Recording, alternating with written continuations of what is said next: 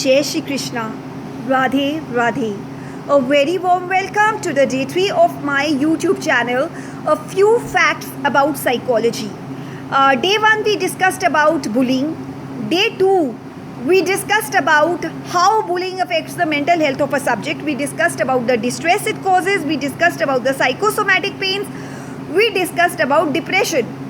Day 3 we will discuss a bit more about depression and about anxiety issues. Now the subject who faces bullying may land up into depression, and the appetite may be affected of the subject.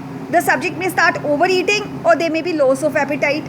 Now the sleep pattern is disturbed of the subject. Either the subject suffers from insomnia, that is failure to fall asleep, does not sleep at all, or the subject suffers from hypersomnia, sleeping beyond normal, sleeping in extremes. Then the subject develops irritability, and even slight provocation can result in temper tantrums. And subject social isolation is also there in the subject. And we already discussed that self-esteem, hopelessness, helplessness, worthlessness, all this are present in the subject. Subject suffers from anhedonia, that is a condition in which there is loss of interest in activities once enjoyed, and suicidal ideation, that is the thoughts of suicide may develop in extreme cases, and even attempts to suicide. Now we will discuss about anxiety. What is anxiety? Anxiety is a perceived threat about some future event, an anticipated event which occurs in the future.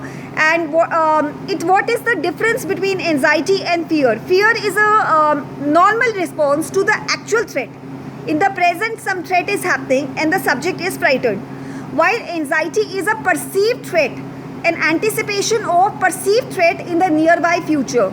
That is, it has not happened, but the subject is anticipating a perceived threat which might happen in the future, and the subject is frightened. Now, anxiety is classified into mild anxiety, moderate anxiety, severe anxiety, and panic type anxiety. Mild anxiety is limited to day-to-day hassles and worries, and it can be dealt with, and the person is functional, and it is common and it's normal. Moderate anxiety can also be dealt with some efforts, but severe anxiety, if it starts controlling the person, then it becomes a disorder and it requires psychiatric help. It requires the help of the counselors. It requires the help of psychotherapists. So, regarding the disorders, anxiety disorders, we will discuss in the next session. And today I will tell you a bit about how to deal with anxiety. Like it can be dealt with by meditation techniques, relaxation techniques, mindfulness meditation, breathing exercises, yoga, and mantra meditation, and music therapy, and indulgence in your hobbies, distracting your mind, and positive affirmations, visualization techniques, NLP techniques. All these are the ways to deal with anxiety, and many more which we will discuss later.